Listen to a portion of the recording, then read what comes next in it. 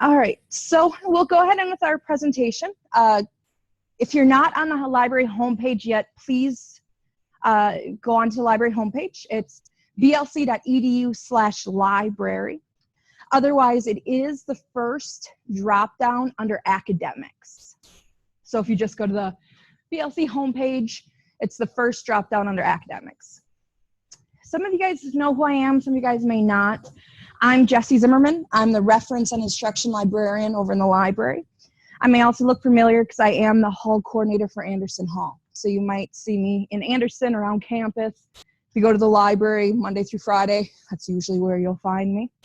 But I'm sort of your, if you have any questions about research, you have any questions about how do you get articles, how do you get books, how do you format your paper, how do you do miscellaneous things with your paper, with studies, with whatever, come talk to me. My office is the office that opens up to the fish tank. It's where you guys got your student IDs. If you got your student IDs during move-in weekend, I was in Anderson, so you probably didn't get them from me, but that is my office. So if my door is open and I'm sitting in there, feel free to come on in, sit down, tell me what you're having issues with, what you have a question about, and I can help you. If you don't want to come and see me face-to-face, which is fine, I also answer questions via email. If you're in your Bethany email account and you just start writing Jessica Zimmerman, I should autofill. All right. Or if you email the library, which is just library@blc.edu, those come directly to me as well. Yeah, do you have a question? Zimmerman, no relation. Yeah. Yep. So yeah, so you should be able to remember that, right? Your professor Zimmerman, your help with library is also Zimmerman. So just let me know if you have any questions. That's really what I'm here for. I'm a geek when it comes to research. I have many years of research experience. So bring me your toughest questions and I can probably help you find something. All right. So we're on the library homepage. There are a few things I want to show you on this homepage here before we actually get into finding research or finding resources. The first one is right over here on the right side. There is a button here that you can click to email the library. That goes to the library email account, which, as I said before, goes directly to me. Just keep in mind, if you're trying to do something at 2 a.m. on a Tuesday morning, chances are you're not going to get a response from me until 7, 8 o'clock in the morning, right? If you email me during the weekend, I may or may not respond during the weekend, depending. But say it's 2 a.m. and you have a question and you just really need it to be answered. We do have this option right under email the library called Ask Min, which is actually a virtual reference where you can go on there and ask questions to librarians 24/7. So any time of the day, during the weekends, during the weekday, you will talk to a real live librarian. So if you have just general questions, they can help you with that. If you have specific questions to our collection, they'll probably just refer you to one of the librarians here. Another thing I wanted to show you underneath the Ask Min is our social media. If you don't follow us on Facebook, I always recommend that people do, not just so more people like us, but because we do post on Facebook when we have differences in hours. Some of you guys may have noticed if you were around this past weekend, the library was closed over Labor Day weekend. That happens often if a holiday falls on a Monday. But beyond that, I do post any new things that happen in the library. We just got a new charging station, which is by the fireplace on the other side of where the coffee bar is. I'll also do fun things, fun videos, but I also do research tips. So every now and then I come across a really great resource that I like to share. For example, this is an infographic on plagiarism. Now you guys are in college, it's expected that you guys turn in honest research. And this is sort of a good way of figuring out if you're plagiarizing. Plagiarizing is, of course, the stealing of other people's work without citing it. which in academia is a very serious offense. So that's our Facebook page. Feel free to like us if you want, but that is where we go to give you guys the newest news. Maybe there's a big winter storm happening and the library is closing early because our night staff can't come in. That sort of thing we'll blast on our social media. Another thing that I want to point out is the online books and quick references. So the top two in particular, the American National Biography and the Britannica Academic Encyclopedia Online. Both of these resources will be more academic than Wikipedia. All right, Wikipedia, I know you guys use it. I use it every now and then, but Wikipedia is not a scholarly source. Unless you have a professor that says, sure, feel free to use Wikipedia, most of your professors do not want you to use Wikipedia or cite the information. And the reason for this is anybody can edit Wikipedia. I could go on Wikipedia and say, I'm the first president of Minnesota. We know that that's not true, but I could go on Wikipedia and do that. There are people that go on Wikipedia and edit entries just to see how long it takes people to figure out that, you know, it's a lie. Wikipedia has its uses. I like Wikipedia for like images, sound bites, videos, because mostly those are public domain. So you can free to use them. You don't have to pay copyright. You don't have to deal with that. But that's a different instruction. But just remember, if you need quick references, you need to verify a date or verify who a person is. These two are better for you than Wikipedia. The other one is Google Books and Project Gutenberg. Both of these are good resources if you're looking at a piece of work that is really old. They could be digitized by Google Books and Project Gutenberg. Google Books also digitizes newer books as well.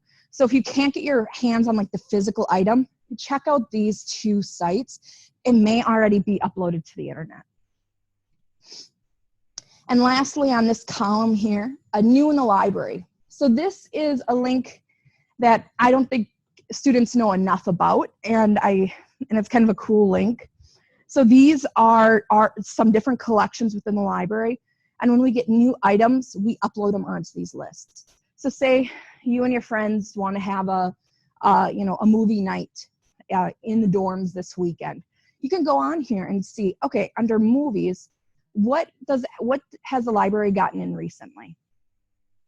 So you can see we get relatively new movies. We also have some older ones, but you can go through these lists and figure out, okay, so what's new in the library? It's the same for young adults collection. Maybe there's like a good series that you're reading. You can go through here and see what the library has. That's new.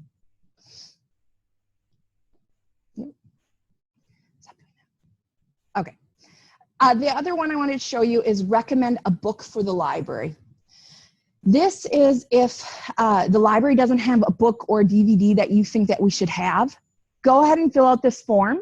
Usually we honor these requests unless the item just is a little far-fetched for our library. But feel free to put in here the title, the author, maybe additional information. Let us know what you want to read, what you want to watch. Let's see here. All right, the next thing I'm going to go over is what's on the left side here. Hours. This goes back to what I was saying before. This past weekend, we were closed because a holiday fell on a Monday. If that's the case, we usually close the weekend leading up to it. This is a really good place to check out if you're planning on going to the library, and maybe it's around a holiday, maybe it's around a busy time of the year. Go on here, check it out. Make sure you know what our hours are before you make the trek over to the library and you find out we're closed. Another thing to keep aware of is that around midterms, we do have extended hours. So midterms fall in like the second week of October. The week leading up to it, the library closes at midnight during the week instead of 11. During finals, let's see here. Let's get to finals. So finals, the library has extended hours starting 2 weeks before finals. And then around Christmas break, we have different operating hours. So this is just something to keep an eye on. Check to make sure that we're open before you come over. Make sure there's no crazy hours going on. Underneath hours is library services. Here is where you can find my email address, reference and research help. If you want, you can always call my extension as well. I answer questions for students over the phone, as well as email. You can always drop a line on our Facebook page, drop us a message. I answer questions via a lot of different forms. Cite your sources. This one will pop up again later in this presentation under a different section, but this is really important because your professors are going to expect that your papers and projects be done in a certain format, a certain citation format. So APA is the citation format for like social sciences, for psychology, for certain sciences. ASA is used mainly for sociology, I believe. Chicago Tribune is your history. MLA is like the rest of your humanities, like English, art, etc. So say, for instance, you're in an English class and maybe you have to write a research paper. If you click on MLA, it will bring you to the Purdue Online Writing Lab. So we just call it OWL. So what I like about this is it will tell you how your items should be cited. So let's see, did I click on this? Yep. Here it will tell you how books should be cited. What happens if a book has multiple versions? What happens if it has other contributors, etc.? Here's the books. If it has no author, sometimes that happens. If it has more than one author, etc. So this is where you can go really to figure out how are you supposed to be citing books, periodicals, electronic sources, etc. But the main reason I like OWL at Purdue is that each of these styles have, they put up a sample paper. And I like this because when you're done with your finished product, you can go on here and double check that it looks like how it should look. They will give you other information in these boxes, but it will show you how a paper in MLA should look. What does it look like when you have block quotations? What does it look when you have different note sections? And the reason I like this as well is that they all have works cited pages. So in MLA, this is how your works cited page should look like. It should be double spaced. After the first line, it should be indented. It's a little easier than it looks, but use this as sort of your guide. Any questions on citing your sources? This will pop up again, like I said, later in the instruction. But if you do have any questions about citation, just come and see me. I can kind of help troubleshoot some of those more difficult sources. Also talk to your professor too. Some professors don't mind certain things being done a certain way. The last thing I wanted to show you on the homepage here is the frequently asked questions. These are a lot of the questions that we get asked at the CERC desk or I get asked in my office. It's relatively straightforward, like how do I renew an item? How do I request a book from the SEM library? The SEM library is different than the Memorial Library. If you take any religion classes, you might find that some of your sources are located in the SEM library instead. How many of you guys are in McPherson's History 207 class? Any of you guys in History of the US?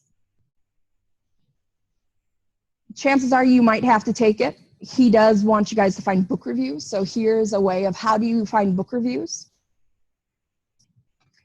But if you go through this and you're still confused, of course, come and talk to me. And then how do you get your student ID? Most of you guys should hopefully have already gotten yours. All right, so now we're going to go back to the main page. So if everybody's still with me on the main page, and we're going to actually just start going through searching our catalog. You can use whatever search terms you guys want to use. Maybe you guys have an assignment for a class that you have to find research for, or maybe you have an assignment in a class that you are still trying to figure out what topic you want to do. If you're in speech class and you have like a speech coming up, feel free to search whatever you want to search. But one thing to take note of is right underneath the search bar is where you can find your library account. You can also find it in the catalog, which is what I'll show you.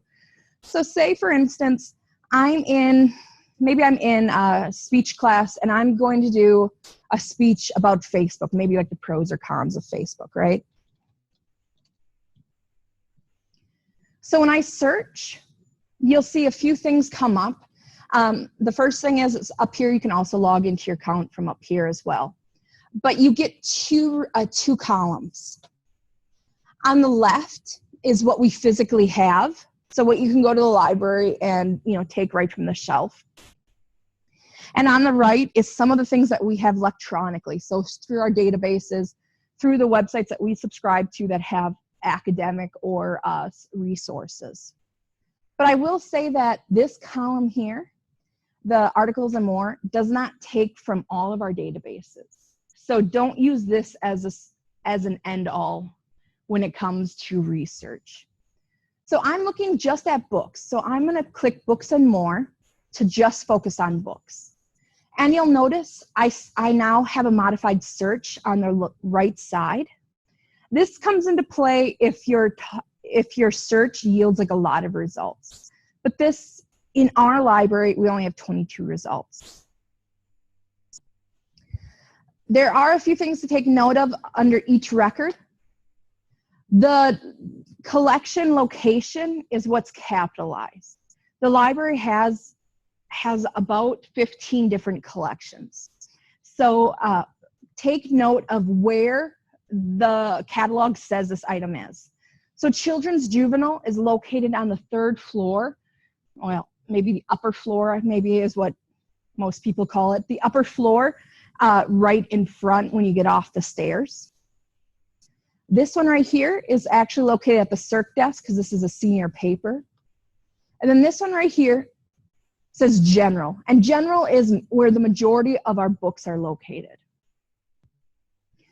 So say this is the book I want. I want The Digital Divide. It's arguments for and against Facebook, Google, texting in the age of social networking. So I want to see, okay, so it's in the general collection. It is available. And then I would want to write down the call number. So let's see. Maybe this is easier. Write down the call number. This is sort of your roadmap in finding this item. So I would go upstairs in the general collection, which is most of what upstairs is. And I'd find the book ends that say it's HM 500 or 800. And then the rest of this call number is how to find the book within that section. The first time you guys find a book, we like for you guys to try it on your own. But if you have questions, if you can't find it, come on down and ask whoever's at the circ desk. And they'll look up the book and they'll try to figure out, can you not find it because you're not looking in the right collection? Maybe it's actually checked out.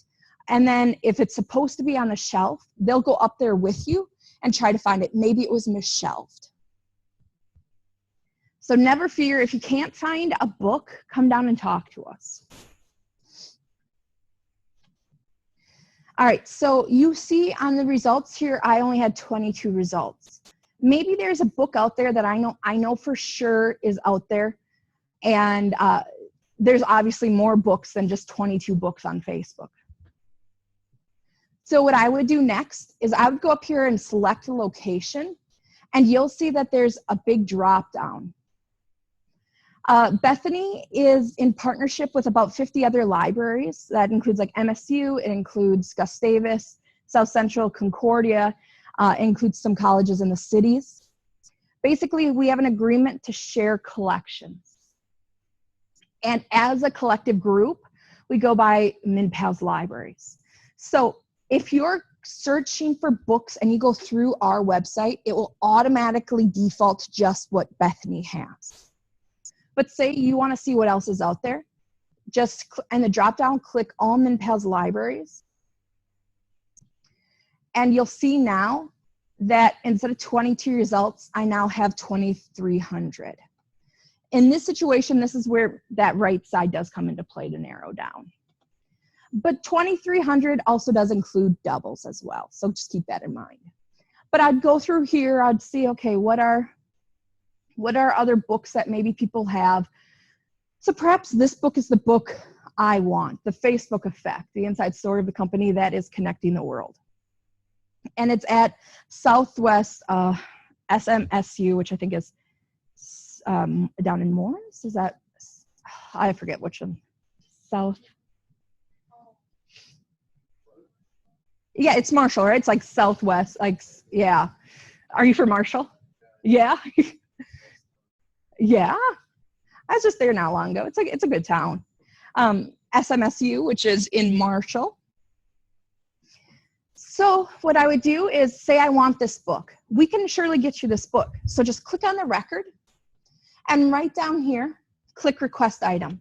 It will ask you to sign in to your library account. This is where you put in your username. Your username is the long 14-digit code or number on the back of your student IDs. So if you got your student IDs from me, maybe I gave you that whole spiel about what your student IDs are used for. Not only are they your meal card, maybe you log in and out of work with it, but it's also your library card. So your username is the 14-digit number right underneath your barcode. It's not your student ID number. The library does nothing with your student ID number. And then your password is your last name, unless you've gone into your account and changed it. If you have like a hyphenated last name, or your last name is like you have like two last names, come talk to me because your password might be a little different. Our system does funny things with people who have different last names. Like in Anderson, you know, the twins, Avis and Nadine, their password is always different because they have like Van Zorum. So because they have, technically, the system sees it as two last names, it does weird things. So if you're in that same situation, come talk to me. I can let you know what your password is, and we can change it to whatever you want it. So I am now logged in. You will see this down here changed from request item to place an ILL request. So I would just go ahead and say place an ILL request. It'll bring me back to the same page, and it will give me this, this form. Leave this form as is. Some people think if they change the due date to be like a couple days from now, it'll get here faster. Chances are it will actually slow down your request, because in some situations, getting a book here from Marshall in a day or two isn't feasible with the processing that happens. So leave it as is, and then go ahead and press place request. And while this is thinking, if you get a book via this method, I tell students to plan for about a week. If it gets here before a week is up, great. If it takes the whole week, then at least you've planned for it. If a book's coming from MSU or Gustavus, chances are it'll get here in a couple days.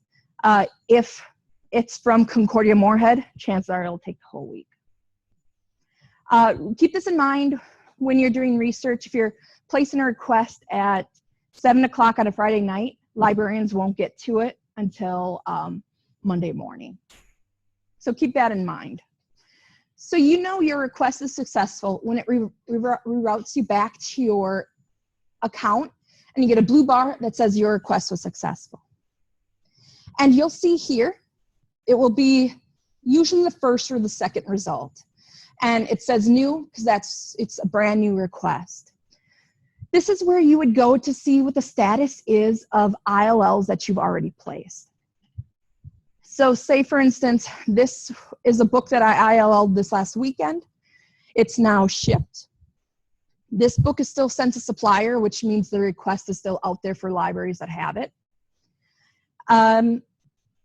We don't know much more information beyond this. So if you tell me, oh, an item that I have has been shipped for the last couple days, where is it?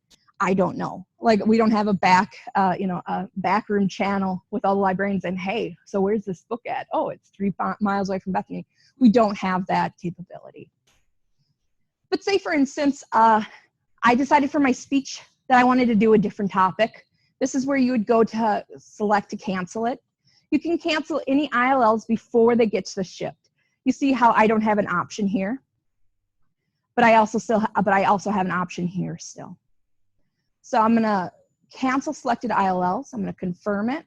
If I don't do this, I'll forget it, and then I randomly get books that I've ILL'd for instructions that pop up on my desk in a couple days, and then I end up just sending them right back. But say, for instance, you get an email when the book arrives. You'll get an email from the library. All right, that says your item has arrived. You can pick it up at the cert desk. Say, for instance, you no longer need that source. Email back to that same address that just says, thank you, but I no longer need this. It's just a courtesy thing, because if you don't, your book will sit on a shelf for 2 to 3 weeks, depending on what the checkout time is, before we'll send it back when it's due. It's just more of a courtesy thing, making sure that items are available to people that need them. All right, so this is your library account. Under your account, my account, is what you have checked out. This is also where you can go to renew books. Under the ILL requests over here on the right, this is where you would go to renew ILLs. You can't renew interlibrary loans at the cert desk because they're not our books. So I can't tell you, sure, you can have that book for Marcia longer, because it's not my book. But I can extend due dates for our own items if I know nobody else is waiting on them. Another thing to take note of is under your account, it says create an ILL request. So say there's a book that no library under MinPal's library has, which actually happens quite often. It happens more than one would think, because we do have some large libraries in our partnership. But this is where you would go. You'd fill in the information of the book that you want that none of us have. And then once you submit this, we send this request out to other university libraries that are not in our partnership, like MLC isn't in our partnership. The U of M isn't in our partnership. We also extend it out to public libraries as well. So Blue Earth County Library, etc. We often get books in from out of state. Maybe there's only certain libraries that have them, and they're in Florida or California. We often get books in from out of Minnesota. We also get books in from like the Library of Congress. We've gotten books and from Harvard. They've also asked for books from us as well, since we're a free lender. But yeah, so we can get you items. If they're out there, chances are good that we could probably get it for you. The only times I noticed when we can't get items is if it's a really old piece of work and nobody wants to send it by mail, right? Or if there's only one library in the US that has an item and it's in a special collection, they're not going to ship it to us. But for your guys' needs, chances are good that if it's out there, we could probably get it for you. Any questions on getting books? So then what we'll do next is we'll talk about databases. So databases are going to be really important for you guys because your professors are going to ask you to make sure you have so many sources. Some of them they'll say articles, some they'll say books.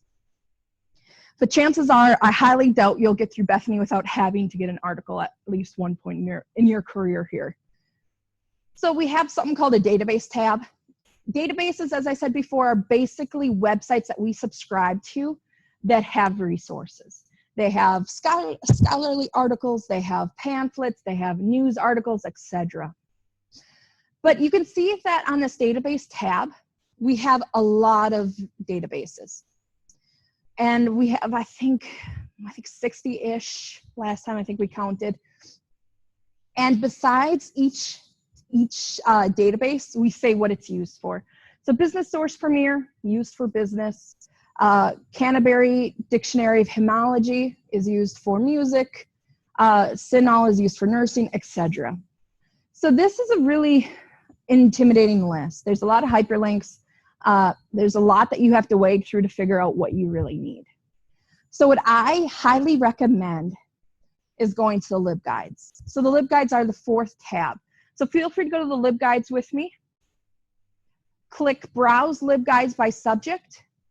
And feel free to click in whatever LibGuide really interests you. So say, for instance, I'm in speech class. So speech class would be communication.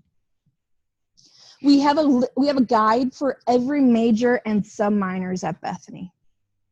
And all LibGuides function relatively the same. For example, all LibGuides have pretty much the same tabs. Some have a few different tabs, but they all have a Get Started page. That's just what you'll expect. It kind of tells you what to expect with the guide. It has a book page, which is the same on everybody's. The content is different. For example, communication. We have where in the library you can find books on communication. If you're in the History LibGuide, it'll tell you where you can find world history books, where you can find US history books, etc. But what I really want students to start using is the article tab. So the article tab is the 3rd one in, I think, for everybody's guide. And why I want people to use the article tab more is if you look, here are databases. Here are databases if you don't use the LibGuides. So what we've done is we've taken the databases from the long list for every section, and we've pulled the databases you'll be the most successful in. So instead of scrolling through that long list, here instead are, a half dozen to a dozen, depending on what guide you're in, databases. The 2 databases that are on pretty much every guide is EBSCO, which is this one, and JSTOR. How many of you guys have used EBSCO or JSTOR so far? Okay, so a few of you guys, okay. EBSCO and JSTOR are our most popular databases because they hold the most disciplines in the databases. Meaning EBSCO and JSTOR are used not just for humanities, so history, English, it's also used for art, it's used for sciences. A lot of disciplines throw their articles into JSTOR or EBSCO. Of the 2, JSTOR is probably my most favorite database because JSTOR is already all peer-reviewed. Peer-reviewed means, and you'll have instructors that say you need so many peer-reviewed articles. Peer-reviewed means that articles are verified by other scholars in their discipline. So say, for instance, I'm going off that Facebook thing, so maybe I'm looking for articles on Facebook. I would type in Facebook, and the other reason I like JSTOR, not just because everything is already peer-reviewed, but because about 95, 98% of what comes back, we have access to immediately. So all of these results we have access to. So download PDF, download PDF, download PDF, all of these we have access to. Very rarely do I come across an article in JSTOR that doesn't have an option to see the full text. So say this is the one I want. I can just open it up, and then it will give me the article right here. And you click the arrows to go forward or backwards, or you can download and print it off as well. So when we talk about EBSCO, EBSCO gets a little bit more complicated. EBSCO can be very frustrating because not everything in EBSCO will we have access to. And in order to get peer-reviewed articles in EBSCO, you have to use the advanced search. So if you advanced search it, you have to go right down here and you have to click scholarly peer-reviewed journals. So say I'm going to go off that Facebook topic again. So this is actually a really good example. You can see here, all of these that have the symbol WorldCat next to it. It says WorldCat with a little rainbow circle, and it says request this item through interlibrary loan. All of these we do not have access to, which is what makes EBSCO a little frustrating. It's not even until about halfway down the page where I actually have an article that I actually can access by PDF or HTML. So what happens if there's an article you want that we don't have full access to? It's the same as with books. We can interlibrary loan it. So I still have my library account up here. You'll see on the right side it says request an ILL, create an ILL request. There's a book request, and there's also an article request. So I'd go article request, and then I'd open up this one, and I would just copy and paste all this information into this form. What happens when you do it this way is you will get, in a day or two, you'll get an email with a link to a photocopy of that article. Because what this request does is it sends it out to the libraries that physically have that journal. And a librarian there will take it, make photocopies of it, and scan it to you. All right? So journal requests take a lot, they're a lot faster than book requests because it's happening electronically. I've had students who've requested articles in the morning and they get them by lunch. Usually the turnaround time is about a day. Keep in mind, if you're doing it at 7 p.m. on a Friday, they're not going to get to it probably until Monday. Because their interlibrary loans, usually most colleges don't run during the weekend. So keep that in mind too. But it's a simple way. If you ever get an article that you don't have access to, we can get it for you. There is an option in EBSCO under the advanced search to just limit the results to full text. You can do it that way. I do recommend doing it that way as well. But the thing about when you limit to full text, you also eliminate some articles that may actually be beneficial for your research. So I recommend not using full text right away and then go back in and then do the full text. Any questions about EBSCO? There's a lot of other really cool databases. Searching databases is very much a trial and error, and you can get frustrated really quick. So if you ever get frustrated, you're hitting a wall, you're either finding too much results or you're not finding enough, come talk to me. Another thing that is in the LibGuides, under each discipline, we do have websites, so some websites that may be of use.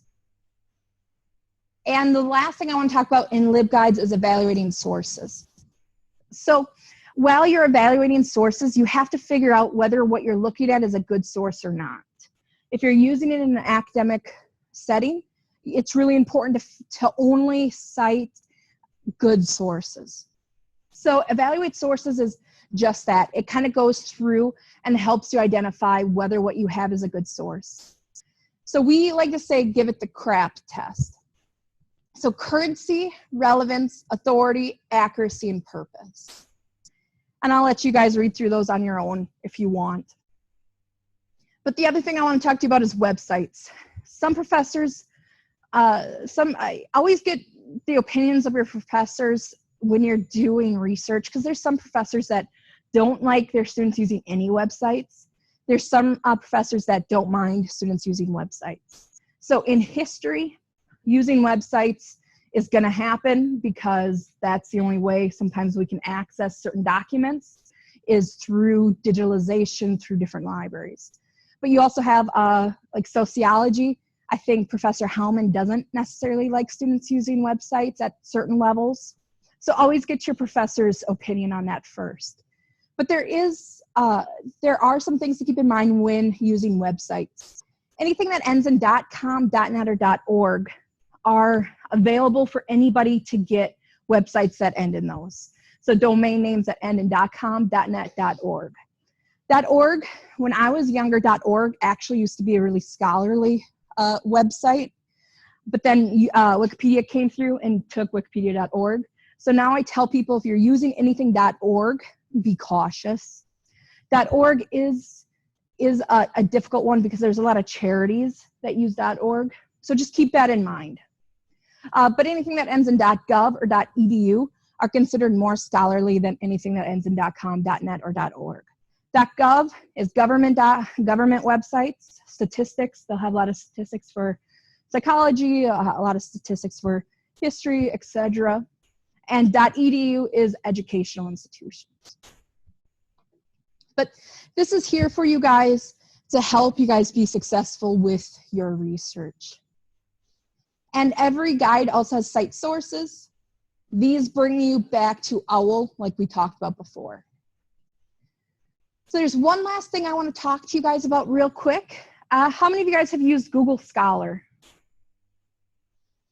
Okay, so a few of you guys, it's a hit or miss. In some classes, I have half the people that raise their hand. Some classes, I don't have anybody. So Google Scholar is something, is actually really popular in academics. It's just another way of looking for journals. If you ever use Google Scholar, what I highly recommend is up in settings, linking it to the library. So this is a really cool feature. So what I would do, this one's already linked, but I would type in Bethany Lutheran College and then just check any of the boxes that apply and then save it. What this does is as you're searching Google, so Facebook, oops, see what happens. Okay. Google will also search our subscriptions. And by linking it to the library, you pretty much cut out an extra step. So instead of opening up something and realizing that you don't have access through Google, they'll want you to, Google is really good with wanting people to buy articles. It will automatically search our library and it will link to where we have it in our collection. So if it ever says full text at my library, if you click it, theoretically guys, it should pop up in our database. If you don't link to the library, what could happen is you just don't have access to this article.